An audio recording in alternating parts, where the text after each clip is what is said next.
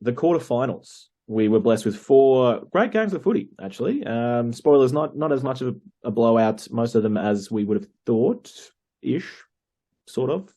Actually, I think let's go. First game, Blues versus Waratahs, 41-12. They won by 29. I think I went the highest and I said 26. So, the depressing thing was the Blues kicked a penalty at full time. Like, 38-12, just like, nah, Harry can't have this one. Take the points. Ruined my tip. But I would say that's exactly as one-sided as I expected. It was still depressing, though. Well, the great thing about that is that just shows that they do listen to the podcast. That's right. They do factor that in. It's not just me trying to make sure that Dale's incorrect. It's the whole Super Rugby teams themselves. So that's great. But yeah, the point for that one for me was just the first half decision making and execution. Right, the Tars went down 17-7 at half time, but they should have had another 10 points. Firstly, there was it was not in this order, but Dylan Peach obviously having the ball knocked out from a try saver from Finlay Christie, who had a great game, diving for the line, ball in the right hand on the inside arm, and had it knocked out. Like, that bloke's going to be told all week long that he needs to learn to hold him the outside hand. So I don't want to be the one to say it to him, but I would hope as good a player as he is coming through, he'll learn from that, and hopefully we never, ever see him hold it in that arm again. Agreed. Started strong, but no, Tars, some poor execution and decision-making. The other decision-making I was going to say, which I wanted to touch on, was Michael Hooper has never, ever understood when to take points and when to go for the line. Now, I'm not here to heap shit on Michael Hooper, one of the greats of Australian rugby, on his last game, but it is frustrating to watch in a quarter final of Super Rugby that they have a pretty easy shot at goal, and instead we take a challenging kick to touch, end up 15 metres out, and of course it materialises to absolutely nothing. And it just gets you thinking, like, does he think the only way they're going to beat the Blues is by scoring 5 or 6 converted tries? Because otherwise, what the hell is the point of that option? It was early in the game. They would have been able to accumulate some points. It's just, I was pulling my hair out, and that was that point when we didn't execute there, where I just went, we're screwed. Like, you can't have this kind of mentality against a team like the Blues at home. Agreed. I probably would have let it slide and not heap shit on the captain of Australian Rugby, but that's right. That's the hard-hitting editorials you get here at this podcast. Yes, I'm nothing if not honest. But no, moving on, the Chiefs and the Reds, this game was perhaps much closer than we expected. The Reds did give a red-hot crack, and they really did have that belief from beating the Chiefs in New Zealand and being the only team to beat the Chiefs in the Super Rugby season a couple of weeks ago. So, yeah, gave them a really good run for their money. Lots of kicks was the point you had for this game, Harry. Yeah, 92 kicks in the match. The other games were 39, 37, and 37 kicks. So essentially 2.5 to 3 times as many kicks as the other matches in the quarterfinals.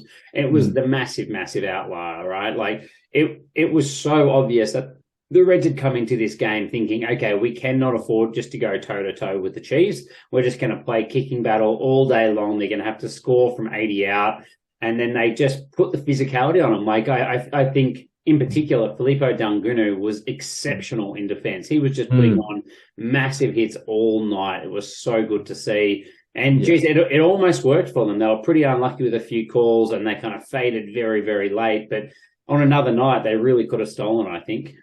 Yeah, mate, there's a lot of that physicality was a theme across the quarterfinals here. But yeah, it was great for all, like, when players did go down for injuries across all the games, there was just fantastic replays of players smashing each other or like really running it in from 30 meters. And you saw Harry Wilson, some awesome runs and things. That was pretty awesome. But another game that had lots of physicality, but not the same close scoreline. The Crusaders running away with that one, 49-8 against the Drua. Plenty of physicality in that one. In fact, so much physicality that Crusaders ended the game with 13 players. I mean, who am I to question Razor Robinson, the road champion? But I'm going to do it anyway. Now, Richie Mo'unga is quite clearly the most important man in Super Rugby to any side, right?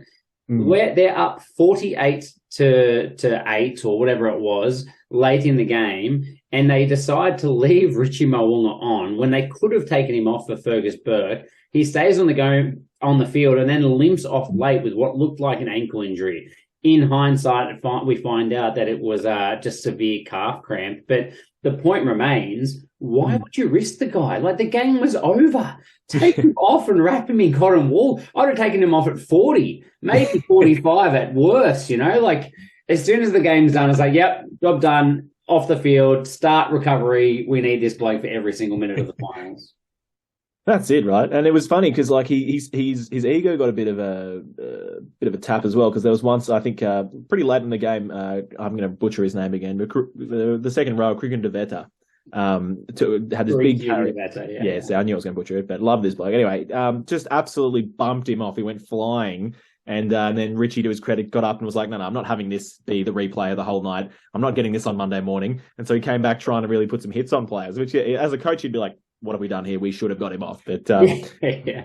But yeah, I think they played the last 15 minutes with 14 men and then the last 10 with 13 men just because they had taken too many players off. It was crazy. Ran out of subs. I think Zach Gallagher limped off, and who was the other one? And Ethan Blackadder as well was kind of on and off. So he was on for about 5 minutes, I think. Yeah. In my eyes, nothing you can do there, right? Like, I think Razor's done the right thing. He's emptied his bench early to try and give his players a run and try and manage some minutes, but yeah, it's a bit of a blight on the Ndrua, who had just had such a monumental achievement of making the finals, and they looked like emotionally they just weren't quite as switched on and into the game as they had been the week before against the Reds. They really didn't offer a whole lot of resistance, and you'd like to think against 13 men you could sneak a couple of late tries to maybe make the scoreline look a little bit more respectable, but just not to be. It wasn't their night, and the Crusaders march on.